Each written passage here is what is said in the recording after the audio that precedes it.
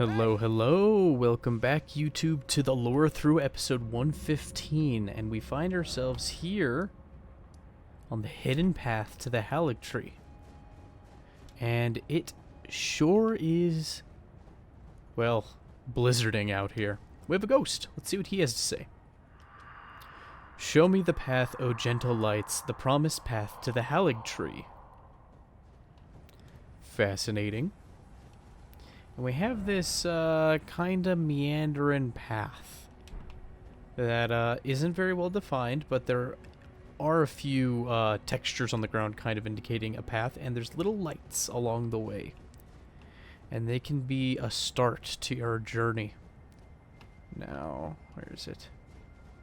Travel along this for a little bit, and you find your first grace, which is nice. So you have a checkpoint, though it's not too far after the other checkpoint. I appreciate it. It's a very short distance away. And we have some things to explore. I hate navigating this place, so bear with me. Actually, I'm really tempted to run and go get the map and then come back. Oh, we'll try and navigate some of it without the map.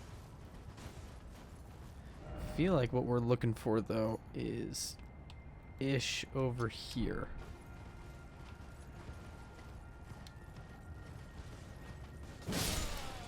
Okay, we have some nobles. Yeah, I think this is where we want to be. Yep.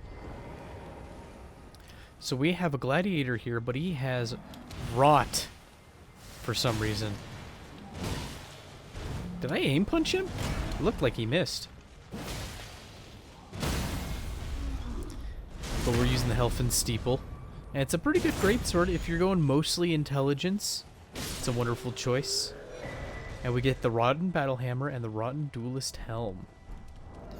So let's take a look at that. I believe this is an entire set that we get across enemies. There we go. Bronze helm decorated with innumerable snakes, eaten through by scarlet rot. Worn by gladiators who were driven from the Colosseum, the wearer becomes a slightly easier target for foes. And what was the other part we got? Oh, we got the hammer. What's another part of this set? Alright, large iron great hammer designed for gladiatorial combat, now festering with scarlet rot. So it's very much like its non-rotten counterpart. Per hit, it does a little less damage, but it comes with scarlet rot on it. So some people like to use rot grease on it, and then a physical infusion. And it'll be a great hammer that hits pretty well, short range, and then you can rot people with it. Okay. So we can get rid of that. I think we need to get back to the path and continue along. I'm just going to teleport so I don't lose the path. Because I am simply miserable when it comes to following the path.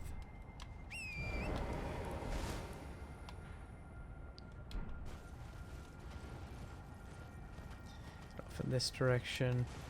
There's a couple nobles. I think there's an item along the path, so we do want to follow it. Here it is. And I think more than an item, it's a cookbook. Oh. Angered a wolf.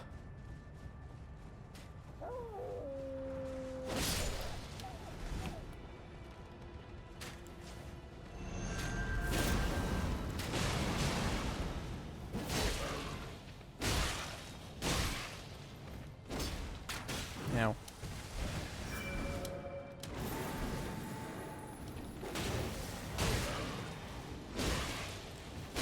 They stumble they're not too hard to stumble. And there's an Albinauric archer on the back of the wolf. It looked a lot like Latenna. And given that Albinaurics lose access to their legs, it makes sense that they would try to ride some sort of animal to give them that mobility in combat.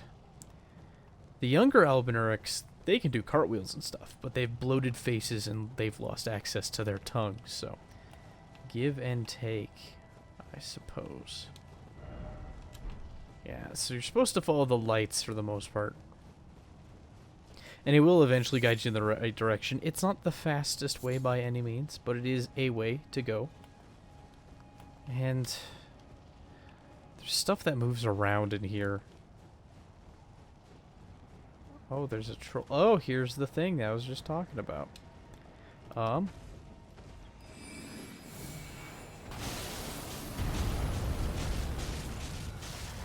I just want to know if these trolls are frost resistant.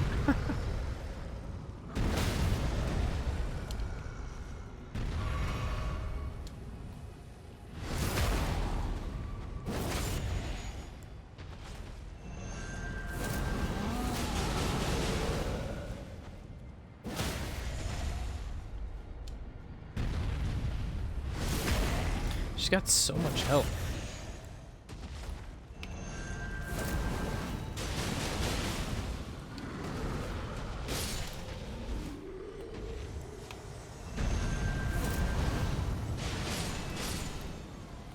Alright.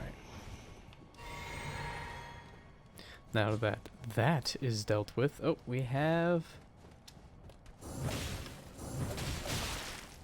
They always get me with that.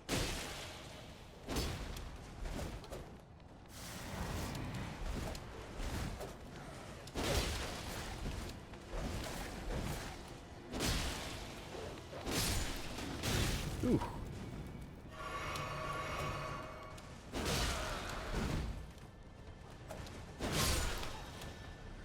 But we have Kite and Sellswords back.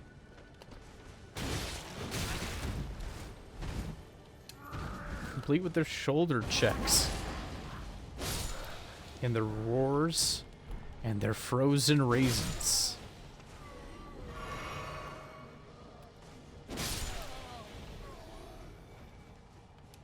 Do have to kill the last troll to get my stuff back. St. Trina's torch. Take a look. Candlestand torch that burns with a light purple flame. The carvings depict St. Trina, but in adult form, somewhat unnervingly. The light purple flame induces sleep. Take a look here. See if we can get close with the camera angle. And there we see a face. Interesting that there's a singular eye. Has all this swirling hair all over the place, but supposedly it depicts an adult St. Trina, which people consider unnerving. It's a triangular wedge shape for the torch, but it induces sleep. And it does this fire slumbers. I wish more of the torches had this move of their various flavors. A lot of them just have a little torch poke. So, there's that, interestingly enough. And from the content, we know there's some ties between St. Trina and Mikola. But we don't know a whole lot. Other than, apparently, Mikola, in the concept art at the start of the game, is depicted as a small child. And has a giant arm by the time we fight Mogwin in the Blood Dynasty. Oh, I don't even know what to use.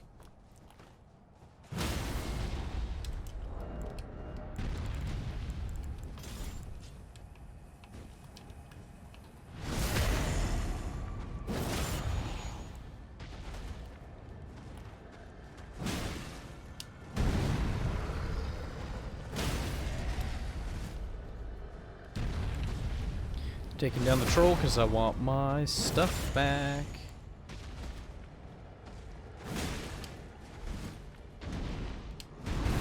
Ooh, too early.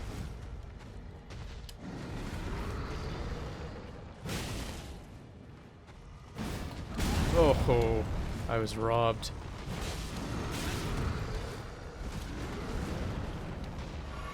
These flasks may not be worth it.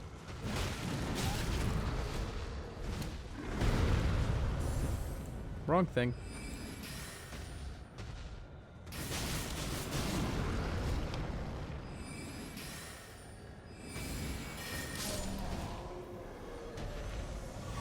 We got some back. I need to start using these bad boys. Oh, I didn't put flasks away. Or not flasks, talismans away. Very embarrassing. Did that thing where double taps and it doesn't actually equip the item. I hate that. Alright, keep using this for now. Alright, we need to follow these darn lights. There is a sapling in case somehow you're still missing golden seeds to cap out. They're being very forgiving to you for not searching most of the map, but if you find this one and not the others, that's a strange stroke of luck, I must say. Now, there is a noble trapped in a snowbank somewhere around these parts. Oh, this is probably what we were meant to find. Yeah. Yeah, I think we need to head over here. That sounds about right. Oh, the Light of Rosas. Giving us a good general direction of where to go. Some fighting wolves and nobles.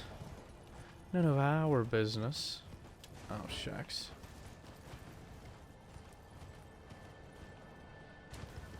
There's supposed to be a dungeon over here. I just don't remember exactly where.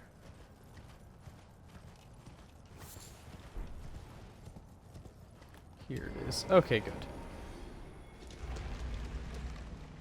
I don't like the first half of the Consecrated Snowfield, if it wasn't obvious. I don't like low visibility areas. Darkness is a little better, but the fogs, they get me. Though I admit it adds variety and makes me appreciate the times when I can see.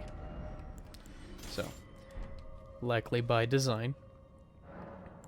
Alright, let's fix our talisman situation. There we go.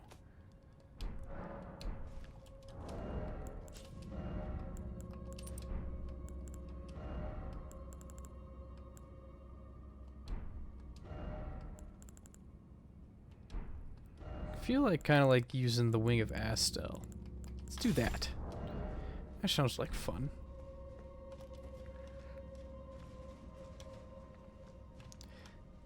Will I remember the gimmick of this dungeon before it's too late? Maybe not. Shucks. Health already lost. So sad. Oh. I found the gimmick.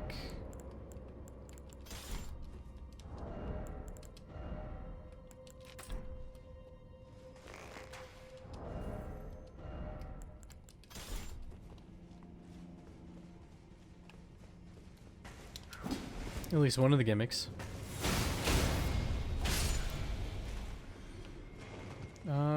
Is there anything over here? There isn't a raised area, so I should probably go up it. Oh, jumping at it just right worked. Oh, shucks.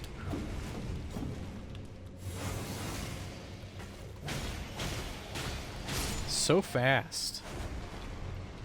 I need to practice with one-handed curved swords. I feel like I only have an okay grip with the Shamshir and none of the others. I don't know how different their attack patterns are in terms of when you start and they hit, but the Shamshir feels good. And I don't, for all I know, it's frame perfect the same in terms of what actually occurs. But I digress.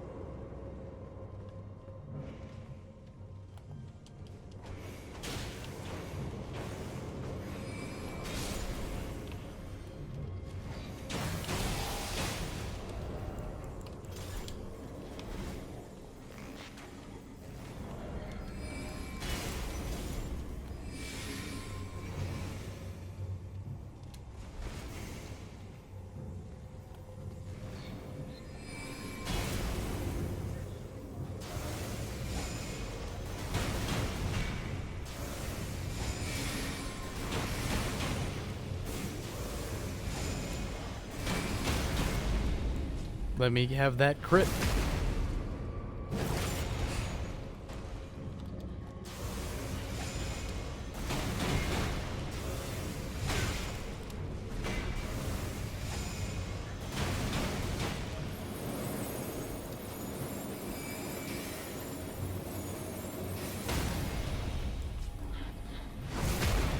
Probably unnecessary on that crit there. Too focused on breaking poise, not enough on breaking their health bar to pieces. There we go. Kind of expensive way to break poise too, the nebula, compared to impaling thrust and the glint blades. Okay, now that we're close, I guess we can move it again. I think this is the non-progression path, so we will head down here.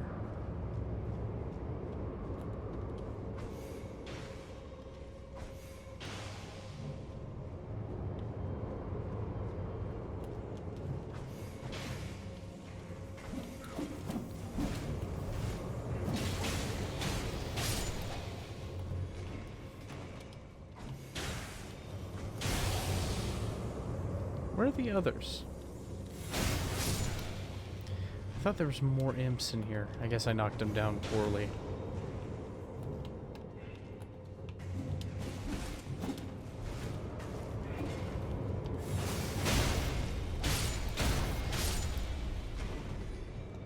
Is that it for imps? I don't like so many imps. Also don't like the frost attack clipping through the walls there. Just a little spooky.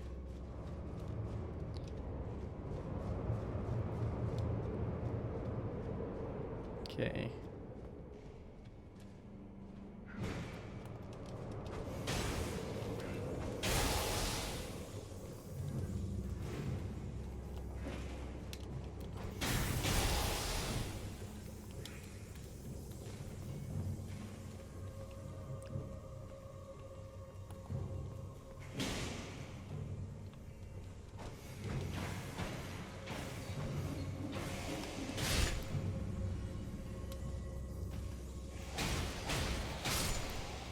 Sounds like one killed the other.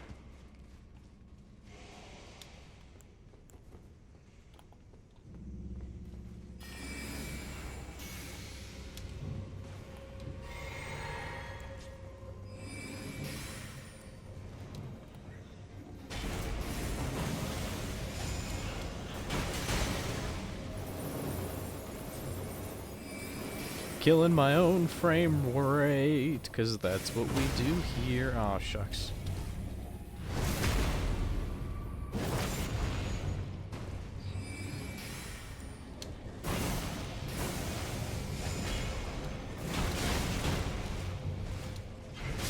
Oh, wow. That thrust hit me a little late and to the right. Or my right, his left. Dang. Alright, we'll try to go fast. I knew fighting everything was a mistake. A terrible, bad mistake. But, we make mistakes here. I need to get to the lore. That's what I should need and ought to be doing.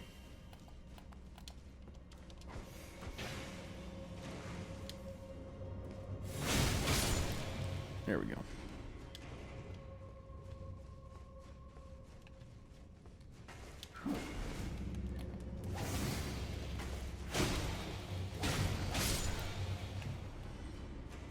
Very good. Going fast. Save some resources. Is this blowing straight again? It is. Okay. I figured as much.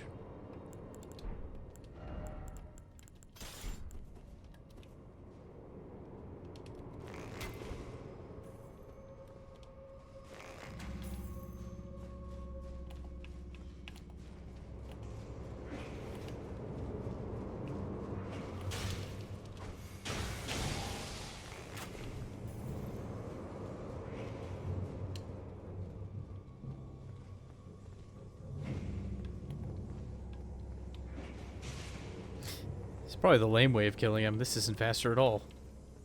I was hoping he would pull some enemies with him, but that is not what's happening here.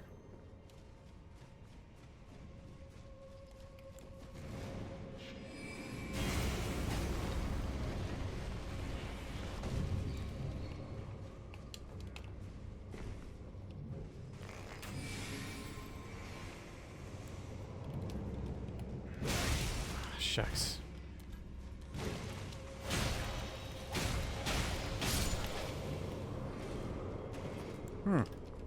Doesn't seem to care too much. Oh, wow. See how well those hit, because I haven't used them in ages. Yeah, they still seem like one of the more economical choices for hitting people.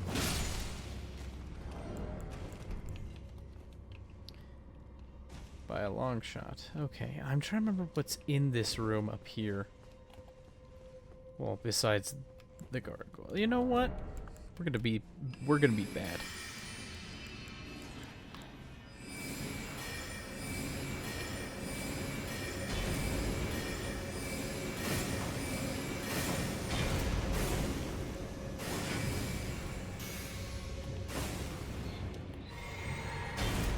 Well, it did some damage.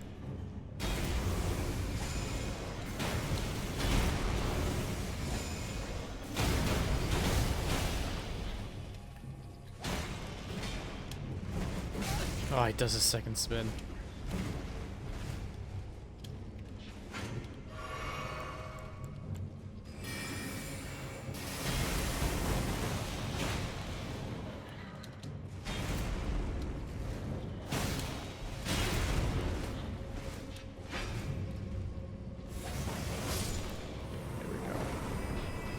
Goodness me.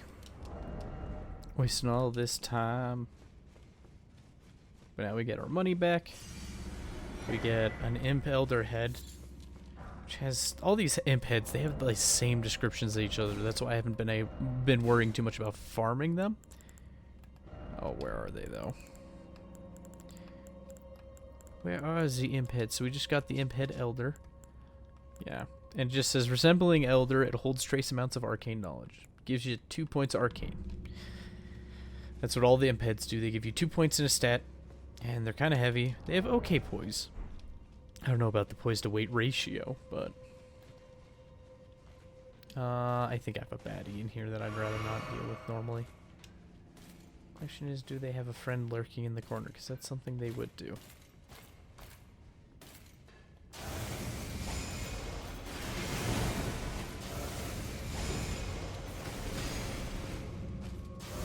See, on smaller enemies,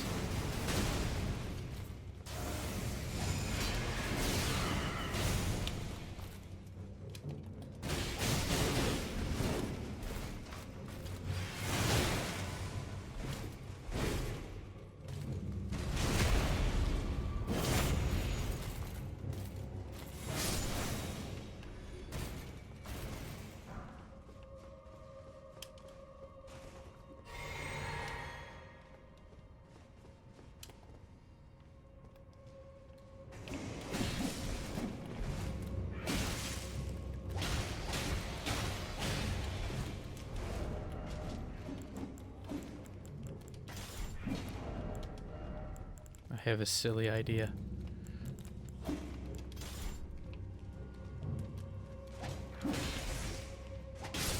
Too silly of an idea. I was gonna use that to get health back, but I lost more than I got. All in all, not that worth it. Yeah. Well, I think it's about time I stacked healing items to show off how good stacking healing can be. So, if we have the talisman, the shield, and the swarming stone, take a look at that health bar. Yeah, it ticks rapidly. Every single heal of the 3 heals, they tick on their own timer, and so they're just kind of stacking right now, and sometimes you'll see 2 ticks really fast, sometimes you'll see big ticks, because that's when they line up. But, not so bad. On the health bar, it's more noticeable. You can see it, like, stutter as it goes up. And if you have some other form of healing, that will also work very well. I think we were meant to go up that.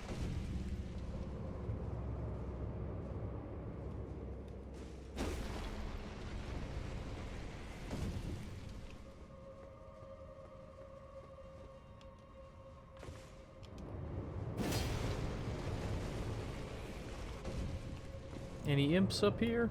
No? Good. Alright, so this is where you get to the crank. That'll help you get to the boss. Whatever the boss may be. I do want it to go down.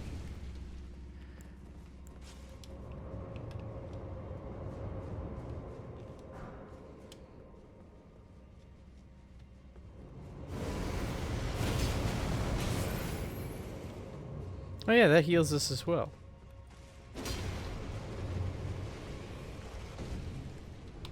Oh, shucks. That's all on me. Is my fat rolling? Really? Huh.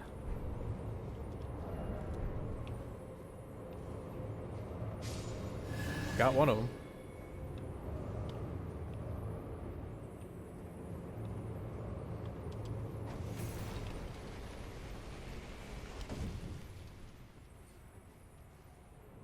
There you are.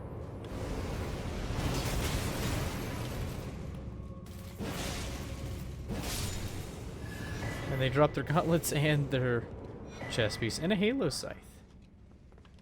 That was rather lucky of us. Okay, is this thing now shooting straight now? No, it's shooting off to the side, which means we can just gun it for the boss room. And deal with whatever is there. Because this dungeon took way too long. To be fair, it's been a little bit since I played this game. Though I suppose excuses aren't very becoming.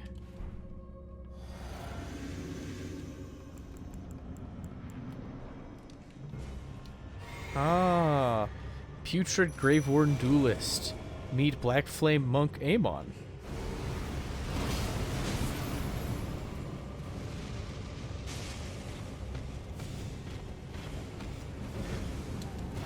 I kind of want to see how they'll do against each other.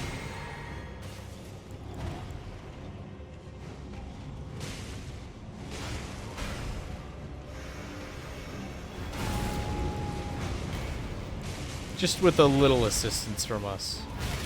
Oh, nice.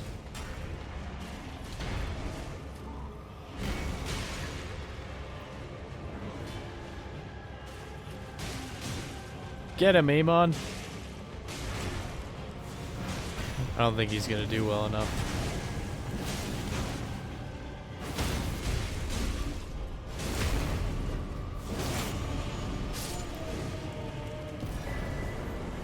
And we get the Rotten Gravekeeper Cloak. I don't think we'll learn anything new from it, but we'll take a look. Thick, bristly cloak, eaten through by scarlet rot, the symbol of an underground gravekeeper station. And if you wear it, the hood is around your shoulders, but if you wear it with the specified hat, the hood goes up. And the hood is gigantic. It's kind of goofy. I think it's fun. Not for everyone, but still fun. There we go. And there we are. We've completed this dungeon. Now we can go back to the entrance and get out of here. I do not like this place. Not much in terms of lore. I feel like the Consecrated Snowfield is when that, is when everything feels like it starts to narrow considerably. The gameplay. I've referred to the game content much like a pyramid. Really wide at the base, pretty broad in the middle, and then it comes to a fine point, right? And of course there's a handful of revelations, right? I'd say the content is more like the pyramid, and then the lore is kind of like a pyramid with an inverted, smaller pyramid on top of it. So we're kind of in that middle choke point if we're talking about the lore, right? If you can imagine those two pyramids touching. So right now it seems a little sparse, but we're about to have some revelations. We just have to basically complete this zone, and then it's all the zones after that where the lore starts coming in full force again. Oop. I need to find a way down, I think. Here we are.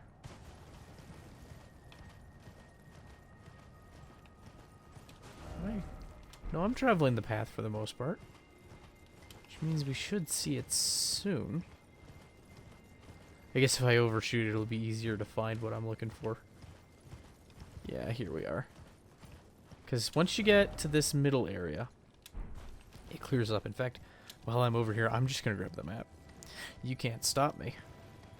I don't care if it's out of order according to my silly list.